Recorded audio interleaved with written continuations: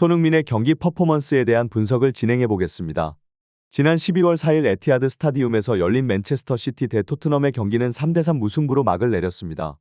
이 경기에서 가장 눈부신 활약을 펼친 선수는 바로 손흥민이었습니다.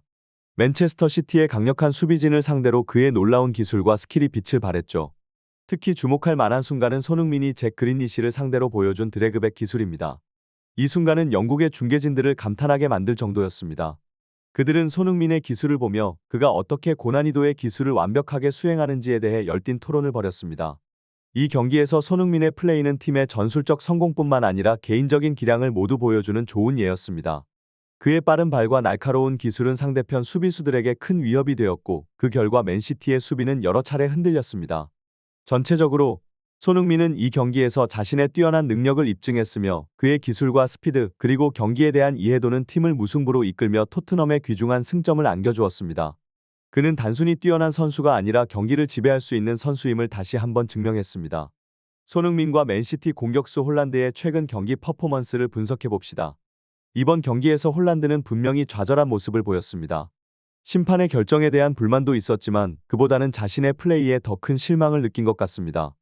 홀란드에게는 여러 골 기회가 있었지만 결정적인 순간에 득점을 하지 못한 것이 경기 결과에 큰 영향을 미쳤습니다. 반면 손흥민은 이날 경기에서 눈부신 활약을 펼쳤습니다.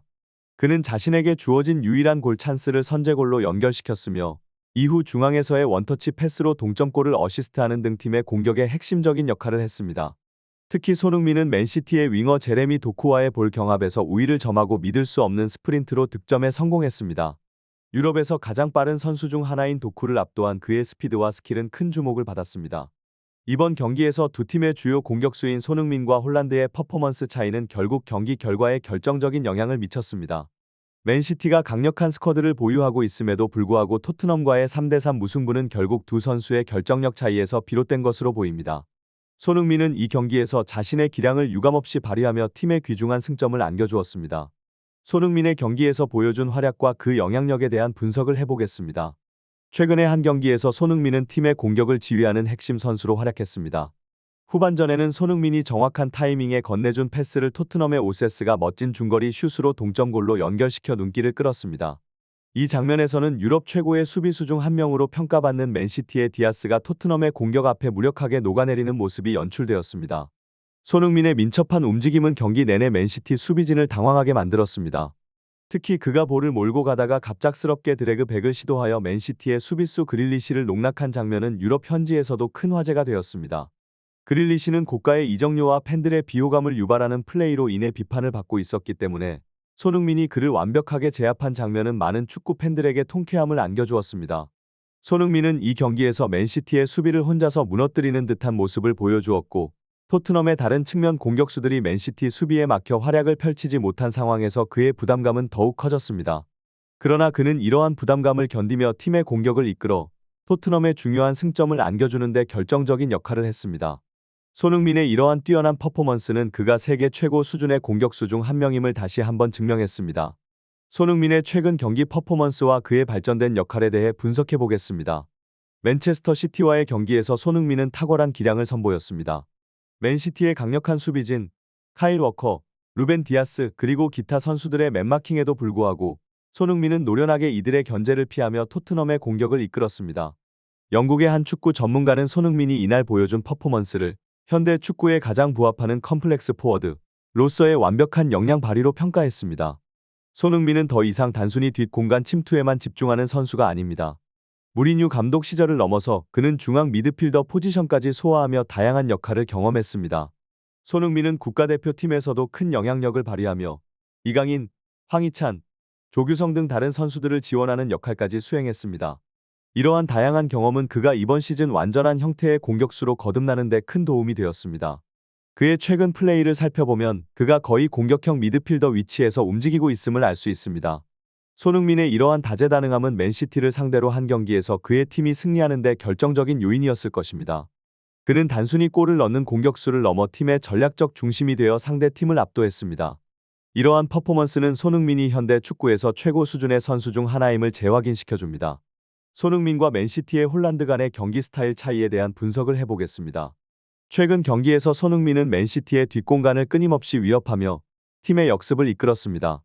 그는 단순히 최전방에 머무르지 않고 필요할 때는 아래로 내려와 원터치 패스를 통해 팀의 공격 전개에 기여했습니다. 이러한 다재다능한 플레이 스타일은 손흥민을 이번 시즌 최고의 프리미어 리그 선수로 평가받는 이유 중 하나입니다. 반면 홀란드는 박스 안에서 주로 활동하며 패스를 기다리는 스타일을 보였습니다. 이러한 플레이 스타일은 맨시티 미드필더진과의 간격을 벌리게 하여 팀의 공격 전개에 어려움을 초래했습니다. 홀란드의 이러한 접근 방식은 전문가들 사이에서도 비판의 대상이 되고 있으며 이번 경기에서도 그의 한계가 드러났습니다. 손흥민의 뛰어난 스피드와 피지컬은 맨시티의 젊은 선수들에게 큰 도전이었습니다. 특히 맨시티의 윙어 제레미 도쿠는 손흥민에게 피지컬 면에서 완전히 제압당했습니다. 이러한 손흥민의 우수한 퍼포먼스는 홀란드의 결정력 문제와 대조되며 손흥민이 어떻게 현대 축구의 최고 수준의 선수 중 하나로 자리매김했는지를 보여줍니다. 손흥민과 맨체스터 시티의 홀란드 간의 경기 스타일과 퍼포먼스 차이에 대해 분석해 보겠습니다. 최근 경기에서 손흥민은 드래그 백과 같은 고급 볼 간수 기술을 선보였는데 이는 홀란드가 쉽게 모방할 수 없는 기술입니다. 손흥민의 이러한 다재다능함은 그를 컴플리트 포워드로 부각시켰고 이는 홀란드가 배워야 할 부분으로 지적되고 있습니다. 손흥민은 이번 맨시티전에서 자신에게 주어진 기회를 효율적으로 활용해 골로 연결시켰으며 이는 그의 경기에서 두드러진 부분입니다. 반면 홀란드는 여러 차례의 1대1 골 찬스를 날려버렸고 이는 그와 손흥민 간의 기량 차이를 더욱 부각시키는 요소가 되었습니다. 경기 후 홀란드는 심판의 판정에 대해 불만을 표시했으며 토트넘의 러셀스와 충돌하는 등 격앙된 모습을 보였습니다. 특히 중앙에서 볼을 지키다가 파울을 당한 장면에서는 넘어질 뻔했지만 다시 일어나 공격을 이어갔습니다. 이 상황에서 심판은 홀란드가 다시 일어나 공격을 계속하는 것을 보고 어드밴티지를 선언했습니다. 이번 맨시티전은 손흥민의 기량과 전술적 유연성을 강조하는 경기였으며 홀란드와의 비교를 통해 손흥민이 왜 현재 최고의 프리미어 리그 선수 중 한 명으로 평가받고 있는지를 명확히 보여주었습니다. 손흥민의 경기 스타일과 효율성은 맨시티와의 경기에서 그의 팀에 큰 이점을 제공했습니다. 홀란드와 맨시티의 경기에서 발생한 논란스러운 판정과 그에 따른 경기의 전개에 대해 분석해 보겠습니다. 최근 경기에서 맨시티의 공격수 홀란드는 그릴리쉬에게 날카로운 롱패스를 연결시켜 완벽한 1대1 골 찬스를 만들어냈습니다. 하지만 주심이 갑작스럽게 경기를 중지시키는 휘슬을 불었습니다. 이는 맨시티에게 극적인 역전 기회를 제공할 수 있었던 중요한 순간이었습니다. 주심의 이 행동은 경기장 내에서 혼란을 야기했고 특히 홀란드는 이 판정에 격하게 반발했습니다. 심판의 판정에 대한 홀란드의 항의에도 불구하고 주심은 오히려 그에게 경고 카드를 꺼내들었습니다.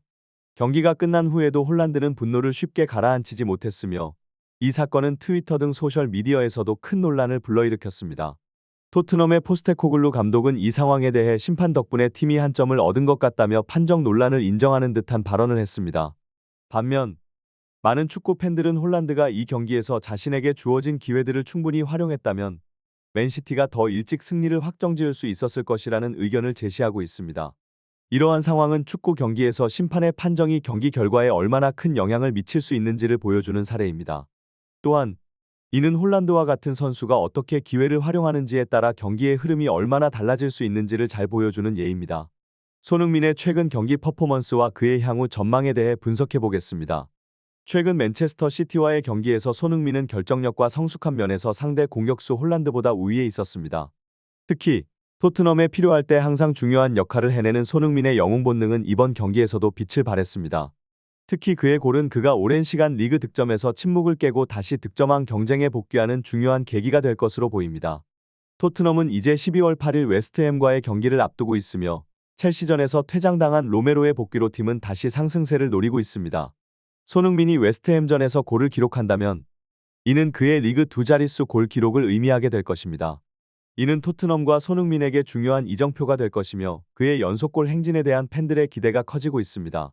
손흥민의 최근 퍼포먼스는 그가 여전히 세계 최고 수준의 공격수 중 하나임을 증명하고 있으며 앞으로의 경기에서 그가 어떤 활약을 펼칠지 주목되고 있습니다. 특히 그의 기술과 경험이 토트넘의 다음 경기에서 어떤 영향을 미칠지 많은 축구 팬들이 관심을 가지고 지켜보고 있습니다.